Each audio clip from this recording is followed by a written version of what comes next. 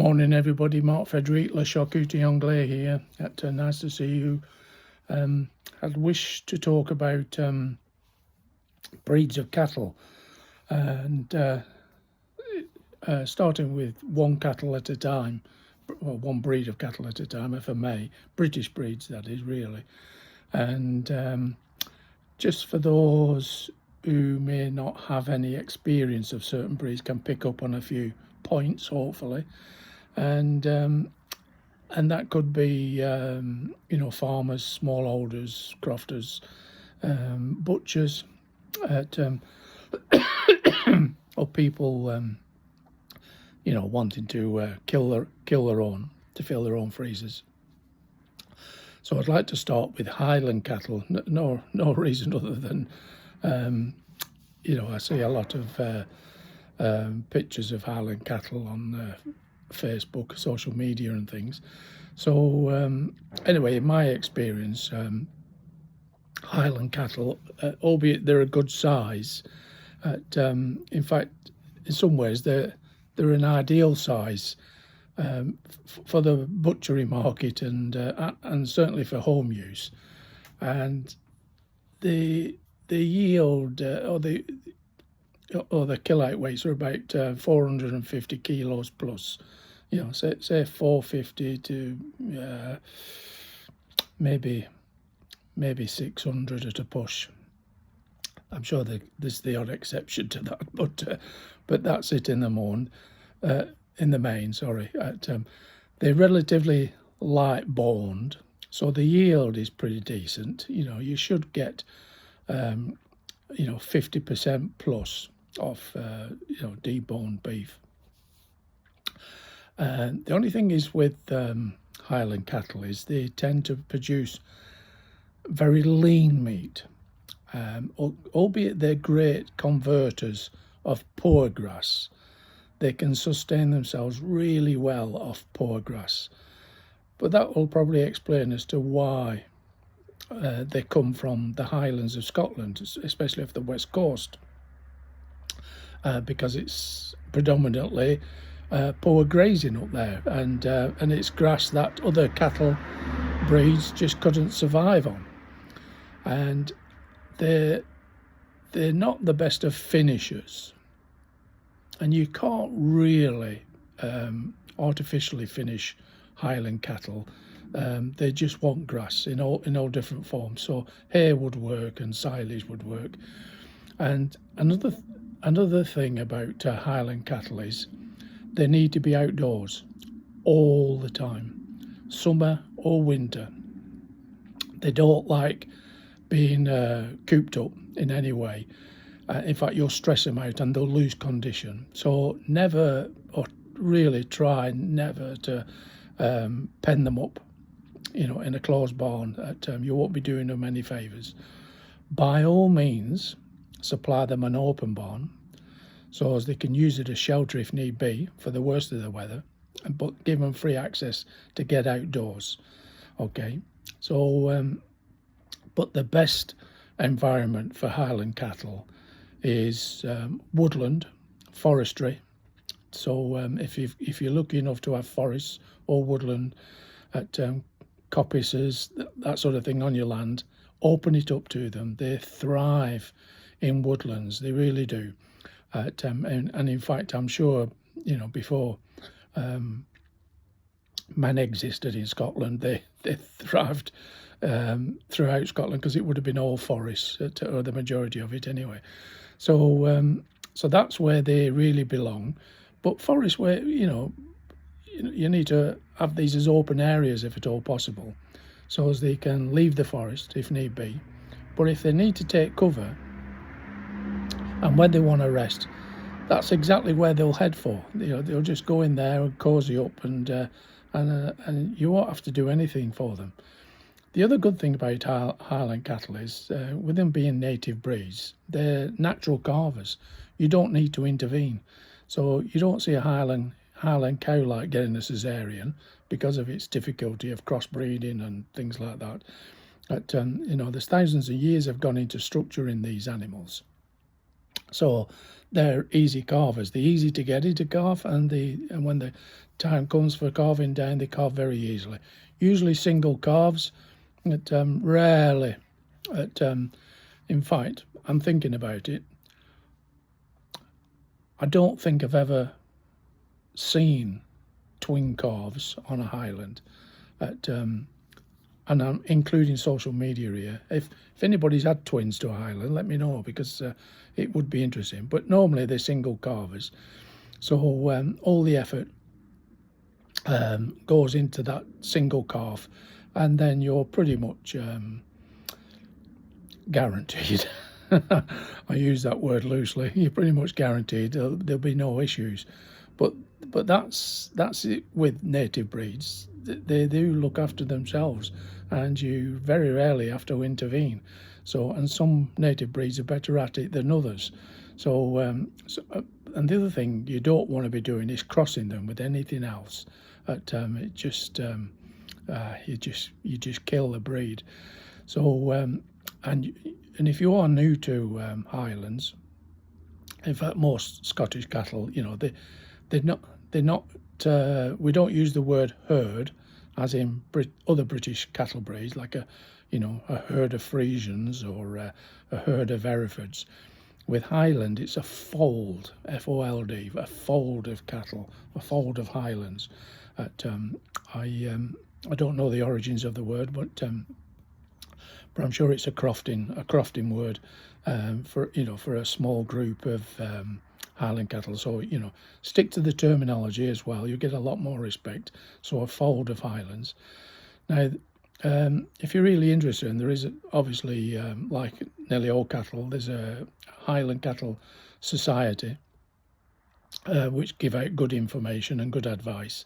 So refer to them if you need more expert advice. I'm only giving you layman's advice and sharing a bit of my experience. And but I've never reared Highlands, but I have butchered them on many occasions, and I just found the meat. Well, I found the meat to be the right size, great portion size, good dark meat. Not in my opinion, not the best tasting. Too lean for my liking, and they do kind of put in a little bit of marbling, but it's not the best marbling, and I just and there's no fat, and you really need fat on beef in the right places. So not artificially laid down fat, but natural fat. So these Highlands, albeit they're fed outdoors, grass reared all the time, their fat, what fat they do have, is not as yellow as cattle that are bred down south of the border in England, where there's better grass. And so of course, like the Highlands are converting poor grass, and for that reason they're a fantastic tool. So if you're on a farm property where you need to convert poor grass, then it's a good choice of cattle to use. But you can't have it always, so where you may win in one area, you'll lose out on the other. They're not to be dismissed. They're a nice cattle. Probably in some ways, probably the most famous cattle in the world. As far as aesthetics go, there isn't a better looking cow, is there, than a Highland, especially with a young calf at foot. I mean, some of the pictures, photos, and paintings around the world of Highland cattle are well, they're just amazing. So yeah, what else can I tell you about Highland cattle? They're bloody damn slow to finish, and you can move them south a bit to try and finish, but you're better off staying put with them, to tell you the truth. They don't like being moved around. Yeah, I think I've covered all the points really. Don't pen them up; they just get stressed out, lose condition. They need they don't need grain feeding in any way, no supplements. If you're going to give them supplements, give them green supplements or any other kind of supplements other than grain, and yeah, whereas they got the natural fats, omega-3s, at no real layers of omega-6s. King Charles is the patron of the Highland Cattle Society. He doesn't get involved in stuff unless it's of the right quality, does he? So that tells you something in its own right. So yeah, so that's as much as I can really bring out as a butcher and my experience. When I don't know why I'm telling you this story really, but I'll tell you anyway. When I farmed in France, at a small farm and butchery charcuterie shop, and whilst I was in the process of putting that together, I got contacted by one or two French farmers. As soon as they heard you were a butcher, God, they were like flies around shit. You know, they were there knocking on the door, introducing themselves. Before they learnt you were a butcher, like they didn't want to know you, especially because you're English. So, but anyway, this one day I've been out and I came home and there's two strange men, you know, sitting in my lounge with my family, and they're, waiting on me to come. Apparently they called to introduce themselves, and my family had explained, he won't be that long, he's due home soon. So I turned up, and my French at the time, like, was terrible. Well, it always was terrible, but that was really back in the beginning, so it was at its worst then. Couldn't really speak French, and I tried, couldn't get myself understood, and they didn't understand me. And this went on for a while, and they didn't speak English, not that they'd expect to do, we're in bloody France. So that killed that. And but what a lot of you don't know, you don't know, is my family of German origin. So we speak at home a mixture of German and English. So and all of a sudden these two farmers, I laugh now thinking about it. I can still picture them. They were father and son, by the way. Anyway, they turned around, and the father said to the son, I think it was, he said, in German, he said, this is absolutely hopeless. We're just not getting understood. We might as well just drink our coffee and leave. And I heard this, and I obviously understood it. And I turned around in German. I said, you speak German, do you? So you should have seen their faces. What I didn't realise was, because I didn't pick up on their accents, because my French was non-existent. So, hearing French in a German accent was, to me, it was still French, a French accent. But anyway, it turns out this father and son, they were Germans, and they'd moved to France about 16 years previous, and they set themselves up in with a fold of Highland cattle, and that's why they were there at my place to introduce themselves in the hope they could sell me Highland cattle, and they also milk goats, but that's another story. But anyway, after the huge laughter and breakdown of barriers, once we realised we could all speak German to each other in France, right in the epicenter of rural France. It was like an hour to get to the nearest town. That's how rural we were. So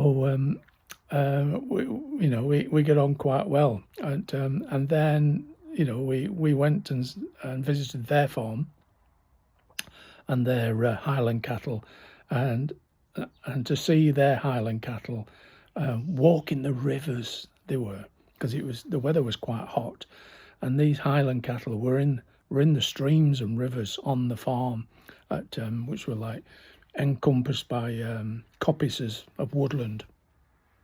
And I just thought, this is just how Highland cattle ought to be.